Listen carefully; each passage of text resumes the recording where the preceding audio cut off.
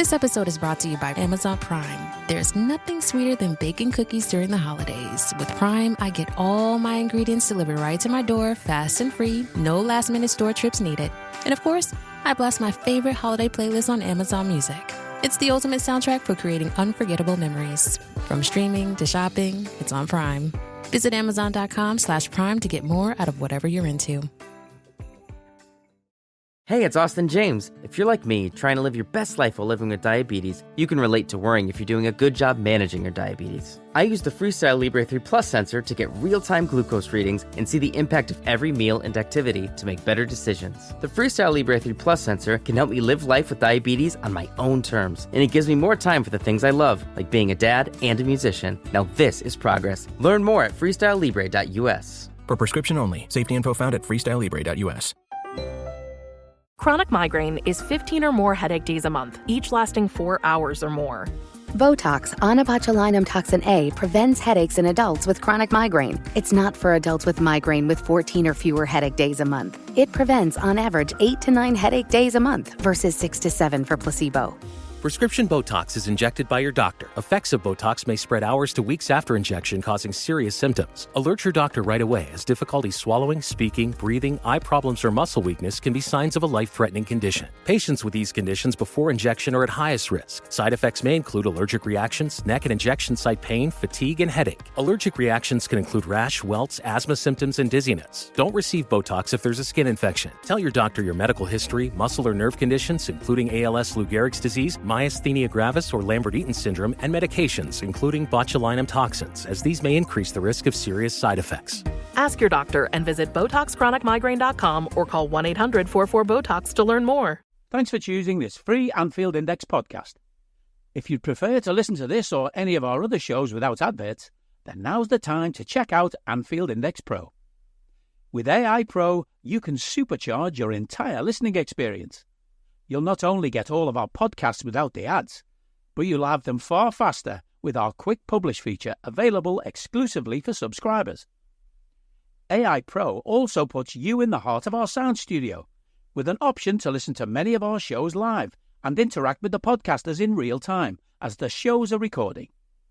Upgrading couldn't be easier. AI Pro is available on all popular podcast platforms. Just head on over to AnfieldIndexPro.com and get started today. Hello, everybody, and welcome to the latest Anfield Index Under Pressure podcast. My name's Dan Kennett, and we don't have Dr. Barts this week. He is back. He is in transit, I believe, coming back to the UK.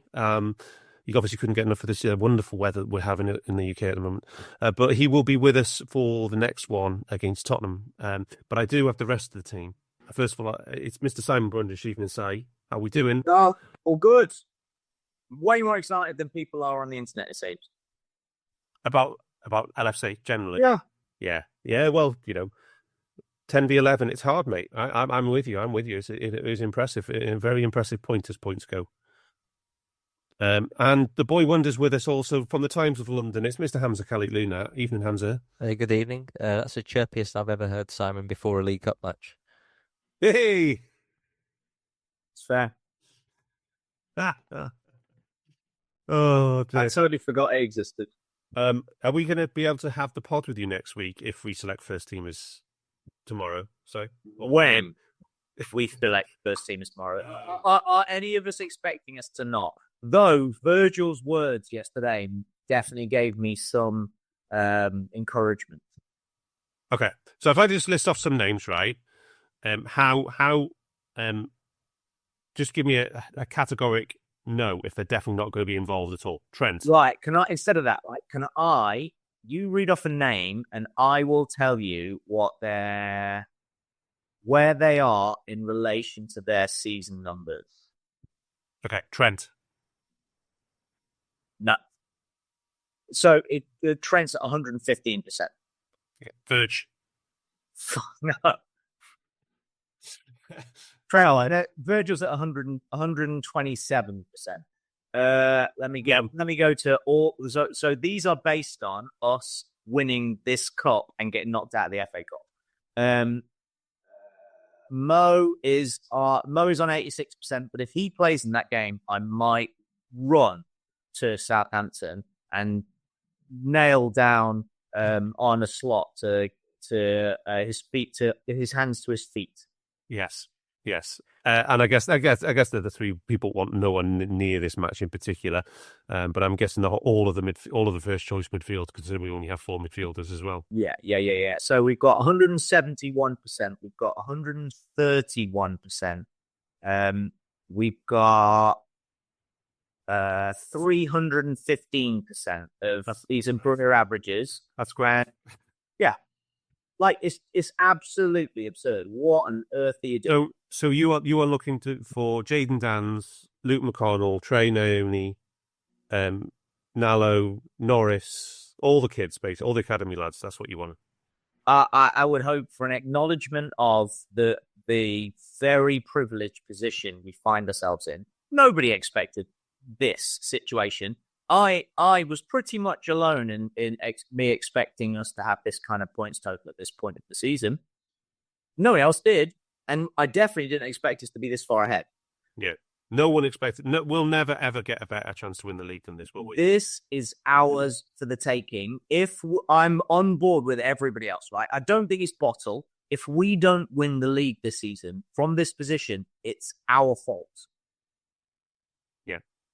Yeah, because it's early enough anyway for us, so we know. It's like November, we can plan it out from here. Yeah. Cruise. Yeah, just cruise. Take advantage of this opportunity. Like, if you're 5th and you're hoping for the chance to get in the Champions League, or if you're currently 3rd at this point of the season and you're just going to be in it and you have no chance of you winning, go for the Cups. Can I just say, though, Si, it is going to be actually quite hard to lose to Southampton, even with academy and fringe players. So they are genuinely terrible, aren't they? Oh, yeah. Okay.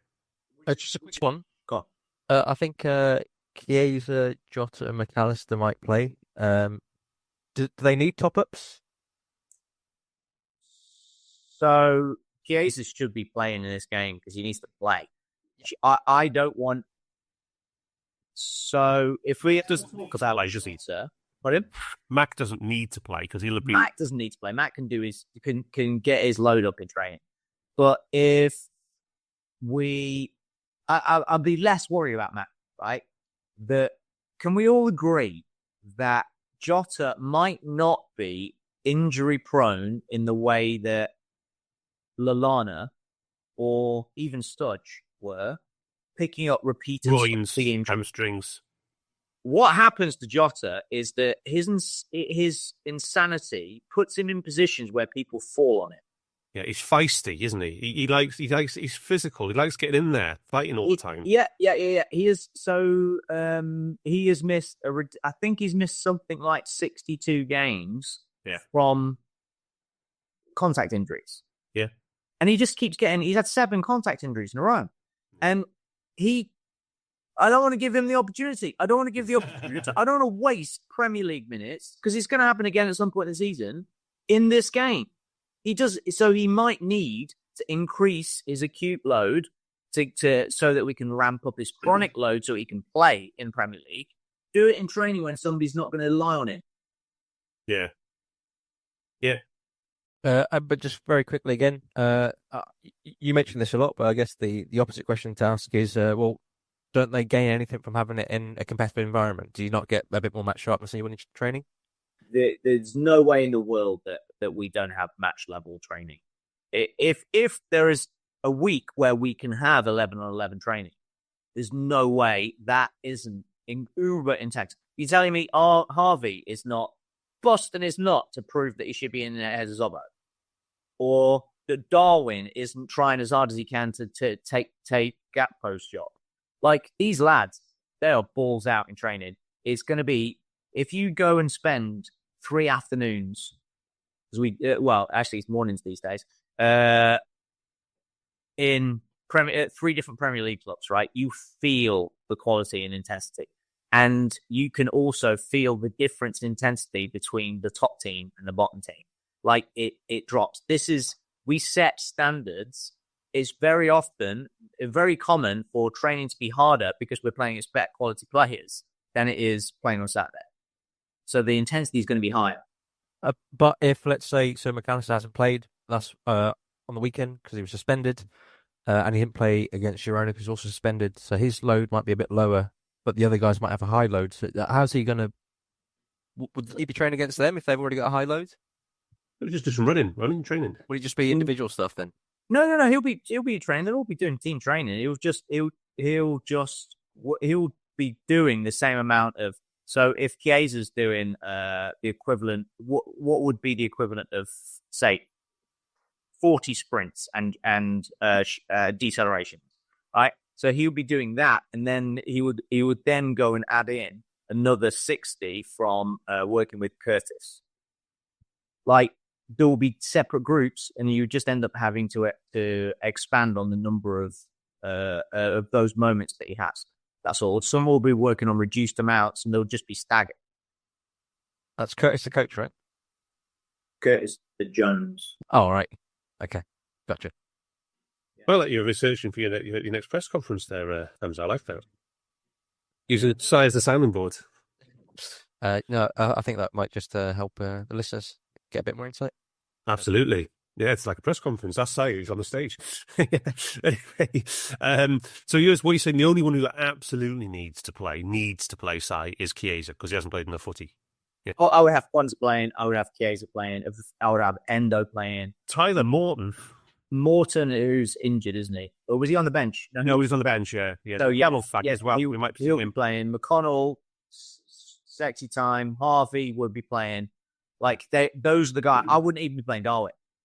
No. But I'll be surprised if Gakpo doesn't play, because it's his competition. Yeah. Anyway. Which is a bit of a shame, but here's what it is. I would absolutely be rolling out those players and the lesser standard of our reserves. Yeah, the ones who've not played much this season, yeah. Yeah, Kwanzaa just needs to play, doesn't he? Yeah, absolutely. He needs to play too. Yeah. Right, anyway, that's enough Carabao Cup preview. We are here to talk about Girona and Fulham. Now, Girona was a few days ago now, 6 days. So we are going to do a little bit on that as we go. But the narrative of this show is actually going to be is that 2.5 weeks ago, we beat Liverpool FC, managed to beat Real Madrid and Manchester City in a week. We beat them both 2-0 at home, and we became the number one world-ranked club side in the world. Not that anybody involved with LFC actually probably even noticed or even remotely bothered about that. It's more of a fans thing.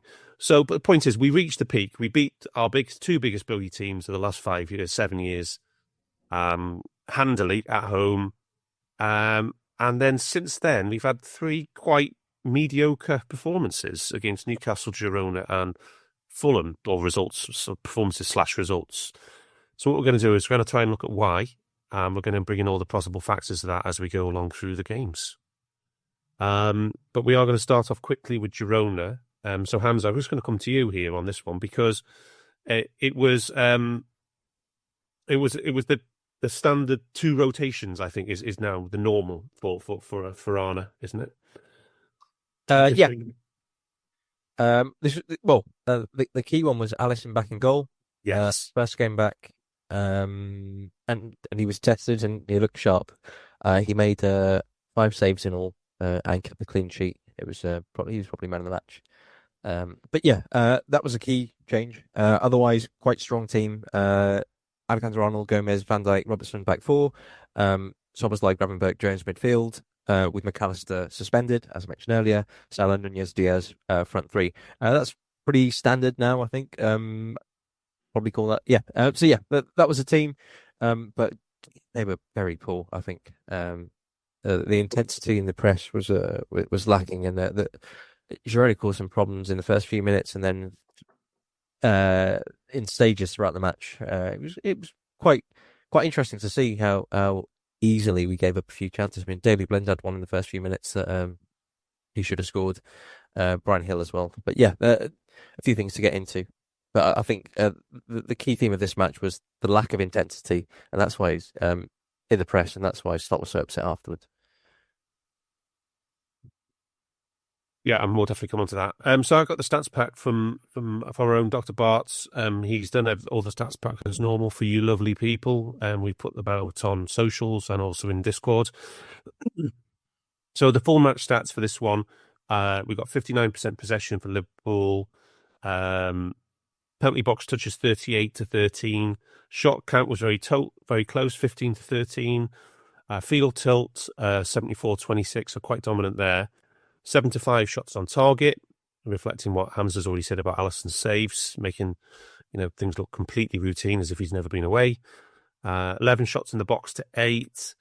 4 big chances to 1 for Liverpool. The expected goals, non-penalty, Barts got it as a tie, 1.1 each. But we were obviously much higher on the expected goals on target, with 1.8 to 0.5. But Girona's EPV, percentage of EPV conversion, was at 130%, 131% for the match. That's not something we've seen very often, where a team has actually managed to create more XG than their EPV suggested they might have, which again gives to maybe what Hamzah was saying about lack of intensity and maybe some sloppy mistakes and this kind of things. But yeah, so our overall stats say one second. Most likely match result was 2-1 to Liverpool, and Liverpool win 59% of the time based on the chances in this game on the Monte Carlo, and Girona are at 17%, so slightly higher than we've seen for some matches in recent times. But Si, this was ultimately a Champions League away game in the group stage, a small ground against a lively team. I mean, we're going back to old school, but performances like this in Europe were pretty common. Yeah, it's cold. It's the winter. It's traveling. It's we've easily qualified. We're top of the league. We're feeling great about ourselves. We're missing one of the tempo setters in midfield, but we've got Trent back. We've got Ali back. I think it's easy to underestimate how much focus it needs to be the very best, to get the very best of each individual athlete on that pitch.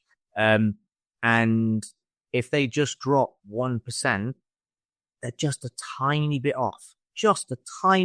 And it feels like there's something wrong. There's something missing. And it was just a little bit of synchronization. I don't think it's effort or will. I just think it's a level of intensity of focus. It's really hard as a human. Slot's going to find this as well. But thankfully, having won the league, he would have seen it. It's really hard to sustain maximum level of intense focus. And so there are going to be lulls. You're coming off this crescendo of Real Madrid and Man City. Then, like the what happened with Newcastle, which was still incredibly intense. And then we get to this Girona. Everything's gone our way. We're top of the league. We're top of both leagues. We're the best in the world. And you just a tiny bit take your focus off, because it's probably going to be easy. And people have all of these pejorative names for that situation of later on in the season, their heads are on the beach, or like it's not that. It's just it's impossible to sustain through what's going to be a 62-game season, but it's impossible to sustain for a 38-game season. There are going to be peaks and troughs. Virgil is not possible at his age to be this brilliant, that level of intense concentration for every moment of every game. So you're gonna get up for big games. And this, you can't argue, this was Girona's big game. It wasn't ours. And we're going to see that. We saw it a little bit with Fulham as well. This episode is brought to you by Disney Plus. game on, because ESPN Plus content is available on Disney Plus. You can watch your favorites from Disney Plus, Hulu, and ESPN Plus together like never before. With ESPN Plus, unwrap a full day of NBA action on Christmas Day. Tip off the festivities with the Spurs and Knicks, followed by the Mavs and Timberwolves. Then a clash between the Lakers and Warriors, followed by the 76ers and Celtics. And finally, the Nuggets face off against the Suns, all streaming December 25th. Then with Hulu, watch the terrifying sci-fi thriller Alien Romulus, where a group of young space colonizers come face to face with the ultimate horror. And on Disney Plus, follow the adventures of 4 kids across the galaxy as they meet unlikely allies and enemies in Star Wars: Skeleton Crew, starring Jude Law. All of these and more now streaming and available with a bundle subscription. Visit DisneyPlus.com for details. Terms apply. This episode is brought to you by AWS. Amazon Q Business is the new generative AI assistant from AWS. Many tasks can make business slow, like wading through mud. Help! Luckily, there's a faster, easier, less messy choice. Amazon Q can securely understand your business data to help you streamline tasks, like summarizing quarterly results or doing complex analyses in no time. Q got this. Learn what Amazon Q Business can do for you at aws.com/learn more.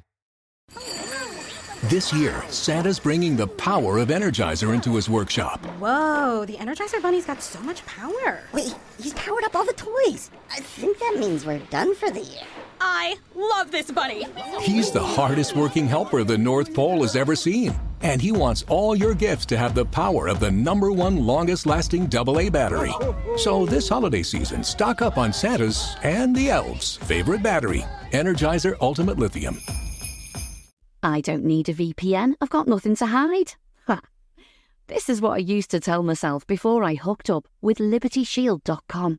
Not only is my home internet now fully encrypted, but I can now access all the websites I want, whenever I want, and do so from absolutely anywhere.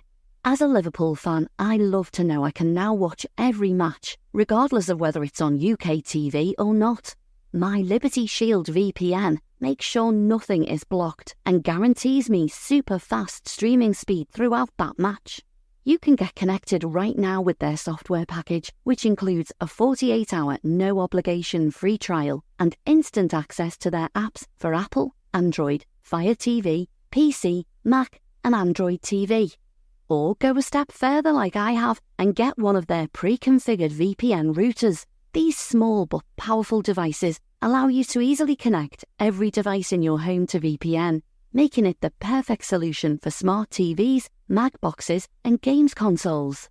Visit LibertyShield.com today and use coupon code AIVPN25 to get 25% off at checkout.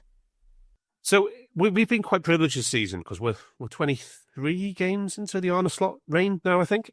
And we're privileged in that we've seen results and performances virtually the whole season, which is a very unusual situation to be inside. You've usually got one without the other. You can have good results with mediocre performances. You can have good performances with mediocre results. But we've had good results and good performances, which is fantastic. And here we are in middle of December, and we've barely had a poor one to talk about. And that I agree with you. That can't sustain forever. No. So here's what it is. This is part of the grind. I think every sport in the world has this through the season.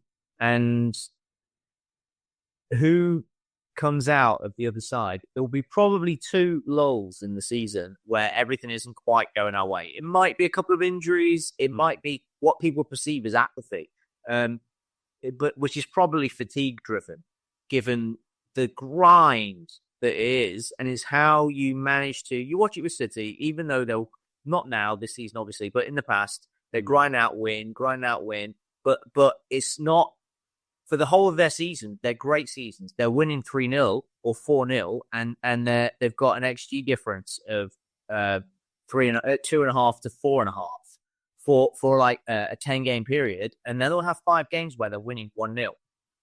And they're just champions. They're just good enough to not make mistakes. They can feel when they're not quite right, and they can just right, this is us. We're shutting down the opposition, and then we're going to hope that something great happens. We're going to trust on our brilliant players to do something brilliant because we can't do this overwhelming thing that we have done. And it's Ferguson used to have it. It's managing those weaker moments over the course of the season.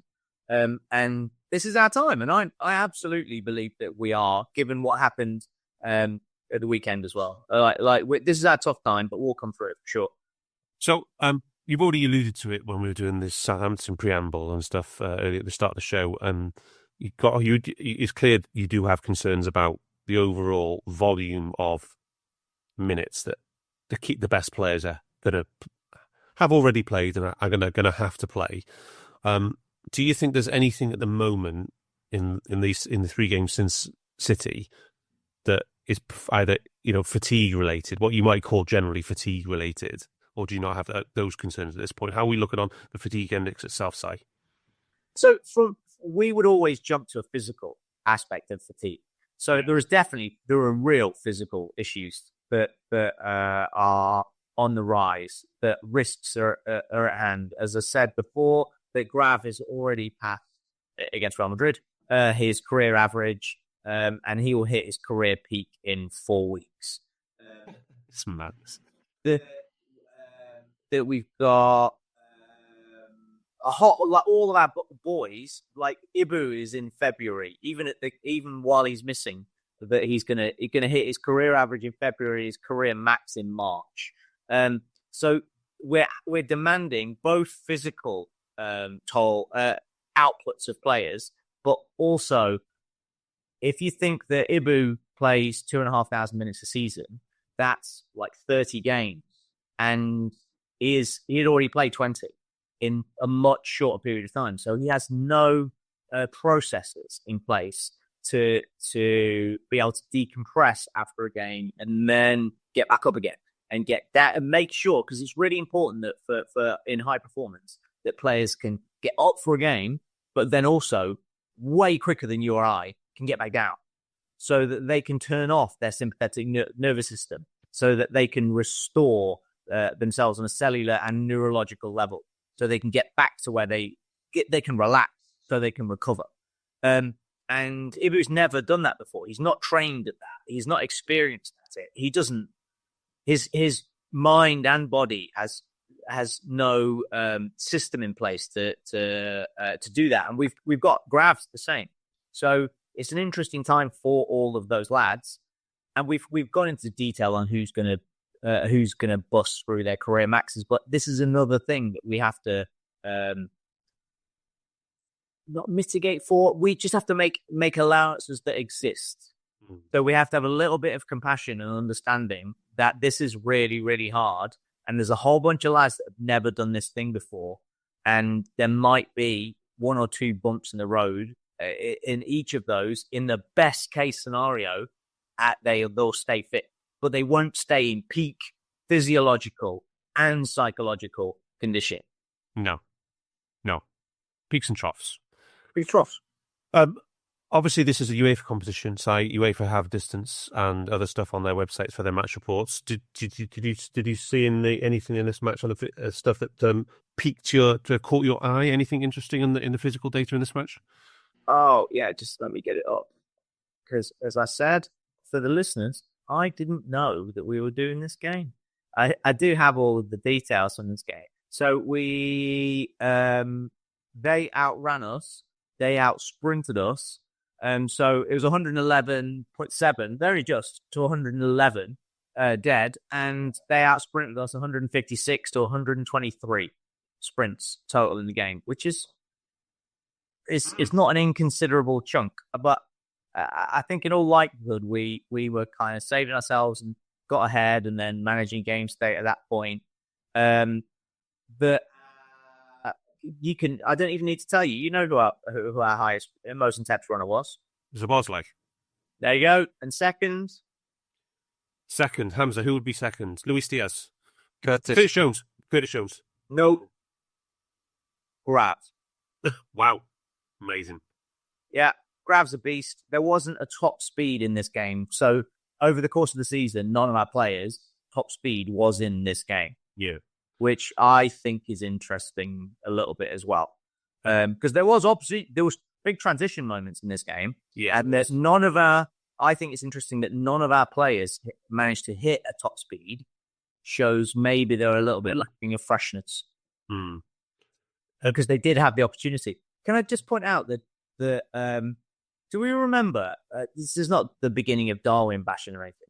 Do you remember Darwin's top speed last season? Do you remember 36.7?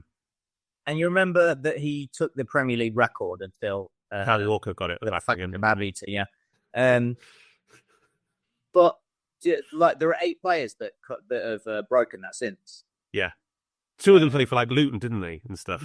Yeah. There's a lot of runners, and these records are going to be broken because the minimum standard of speed, the threshold has gone up. There's a couple of Bournemouth lads in there now, isn't there? I think. Yeah, you're just going to get Semenyo. Yeah, Semenyo. Yeah.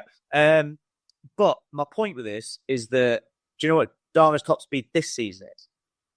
33. 33.4. Yeah. So that's quite a drop off, I would guess. So like this, and he's definitely had opportunity, and there were a couple of moments in the Girona game where he got caught up. He was away at one moment. He was maybe 5 meters ahead. He did have the ball, but the defender caught him up as he was breaking into the box, which really surprised me. I don't know where that's coming from. He doesn't look heavier to me.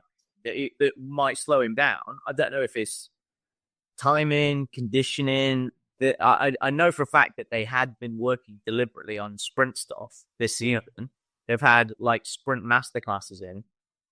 But there's something that he doesn't quite feel. It happened with Mo that I remember being sat here saying, having been pitch side when we just signed Mo, going, I don't think I've ever seen a faster lad in my life. And we had Mane, who was the fastest I've ever seen from 0 to 5 meters. Yeah. Well, if it's any consolation, Si, I mean, there's not a single game this season where I've watched us and thought, well, we look slow compared to the opposition. They look much faster than us. That hasn't happened yet. So I think we have the highest average speed in the league, but it's just that you get blown away by Darwin's speed, and I haven't been. Yeah, no, it's fair. It's fair. Same with Szobo as well, I think, as well. He hasn't been as quick as he was last season. No, it's true. Yeah. Anyway, Hamzah, so lots of physical stuff there to focus on. Should we do a bit more of the tactical stuff? Because I thought this was a really interesting game right from almost the first whistle, because the game was really just played in one half. Girona, I thought, their setup was extremely defensive. Very, very deep, and then looking to score on the counter. Yeah? You've already mentioned that with the field tilt and the possession. Just to recap the possession, Liverpool had 62% to their 38. Yes. They were looking to play on transition and break. And to be honest, I think if you are going to play against Liverpool, that's probably if you want to play against any top team that dominates possession, that's what you want to do. Even if you are at home, you don't want to give the opportunity for someone like Salah and Diaz to be able to counter-attack onto you. You want to be able to counter-attack onto them when they're taking risks, putting players forward, moving midfielders inside and leaving the wide spaces open. So that's what they wanted to do. And I think that's what they did do fairly well. They tried to build in a few ways. And I think what there was Liverpool allowed them to do some of this as well. So when they'd pass the ball out from the back, there was just a little bit of hesitancy in applying the immediate pressure, which allowed them to snap it into midfield and then break out. Also, with the counter press, I think we're a bit too loose. There are a few occasions that spring to mind, but the specifics of the timings elude me. But when we'd counter press, there wasn't enough intensity to it, so then they were able to bounce in and out and then break again for the wide areas. So I think, some of the stuff you expect in terms of how they set up. We don't quite expect Liverpool to be as lethargic. Is a slightly mean word, but I'll use that because I can't think of another one for the moment. In the pressure counter press, but yeah, I think that was really the theme, as I mentioned earlier. Had a lot of the ball, tried to work it, and then lost the ball with a bit of carelessness sometimes, and didn't really show the usual level of intensity that we expect to regain it and discipline. Yeah, because it's a really weird one with them, because they this was like a bit of a Premier League regen 11, wasn't it? Like Daley Blind, Oriol Romeu, Donny van der Beek, and Danjuma. I think he was he Everton or was he Brighton? Anyway, he was at Everton, yeah, and Brian Hill as well. Tottenham, was it? Yeah. And a bit of a Premier League regen 11, and there's not much pace in those players. That's particular, especially in Van der Beek, Romeo, or Blind. But I thought. But even by is it Michel the manager? Yeah. But even by the stages from somebody like Nuno in the Premier League, they were really deep at Hamzah. They were, literally inside their box almost, but for a long chunks of it, right? And they had the second line was not far outside their D. Exactly that. But I think Girona's rise recently may make you think that they're a bit bigger than they are. I say you as in the general sort of sense, as in a football fan.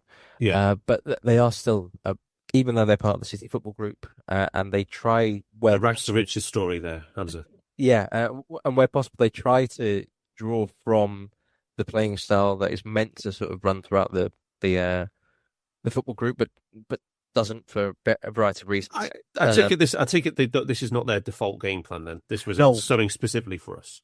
But you would also expect to, given, like you said, Liverpool beat Real Madrid, Liverpool beat Man City, number one team in the world. They were just the best team in the world. So you'd expect the team to line up like this, especially when you compare to the Fulham match, and they don't have the specific qualities of someone like Anthony Robinson on the left who can all the way up and down consistently. So you've got to accept where your structural weaknesses are and what you can and can't do, and try and plan accordingly. I think they generally did a good job. Like you said, the open play actually was fairly similar, despite the Liverpool having possession. But again, that comes back to Liverpool's looseness in possession. I think there was a bit of carelessness that isn't characteristic.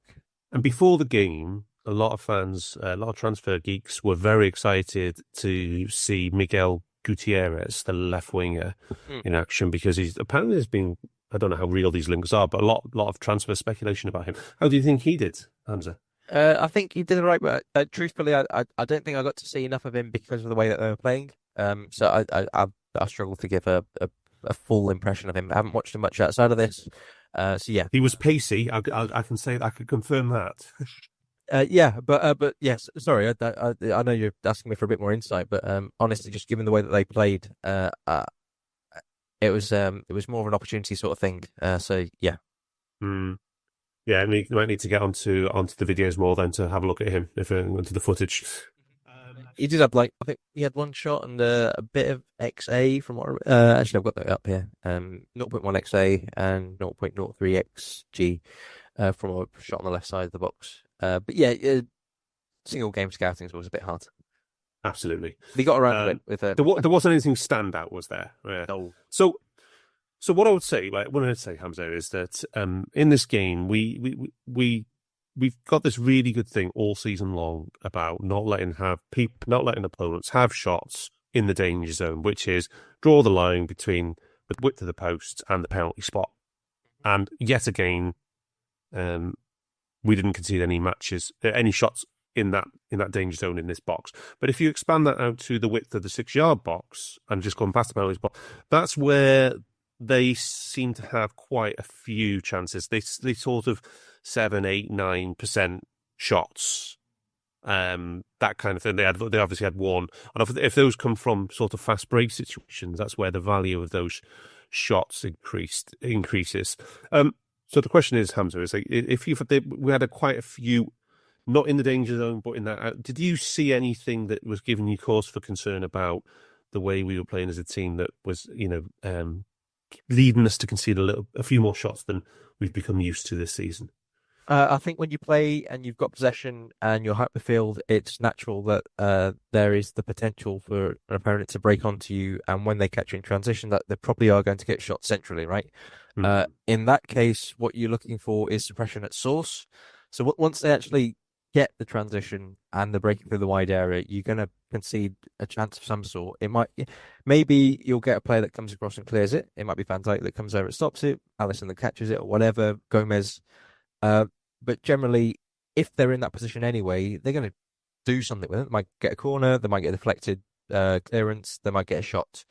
That sort of stuff, when it's in transition, I think you just consider that in isolation. It's now in transition. You are doing sort of contingency style defending. You've got to react, and you hope that because we have good players in one-on-one situations, in fact, we have excellent players in one-on-one situations, Van Dijk, Alisson, Gomez, Trent, Quick, Gravenberch, Szobo, all that, you think, okay, cool. Kazis as well. If we are in transition, we can probably win those duels, recover the ball, that sort of stuff. But that is, like I said, it's a separate thing. The issue there is actually that you allow it to happen in the first place. And that comes back to what I mentioned earlier about allowing them to build freely and losing a few duels in midfield. In my opinion, I think once you're in transition, you consider that separately. And the shots in those areas come as a consequence of that. But generally this season, we haven't been giving them opponents the opportunity to do that because we prefer to stop it at source, or when we sit in the mid block, we're just a lot more compact and we allow them to go around the outside and guide them to the sides. At which point they're progressing towards goal slowly, which means that then you can compact the 6-yard box, protect it, and then they're trying to cross into there. You win your aerial duels. That's fine. Slightly different thing, but hope that makes sense. No, it makes perfect sense. The only thing I want to add to that, Si, is that the thing you've always talked about, the being option or be protection, is I think maybe we're a little bit too sloppy in our. We're obviously when you're building up against a very deep defence in your central, it only takes one misplaced pass or one sloppy pass to give them the opportunity to counter on you. And I think maybe did we force it a little bit too much? Were we a bit too risky maybe, or we're just a bit generally sloppy? We didn't have the right cover behind us on a few occasions. How did you see it? I thought the thing that makes us look like we didn't put any effort into our press was the exact same thing. So we were just a little bit off in the speed of thought and in the sequencing.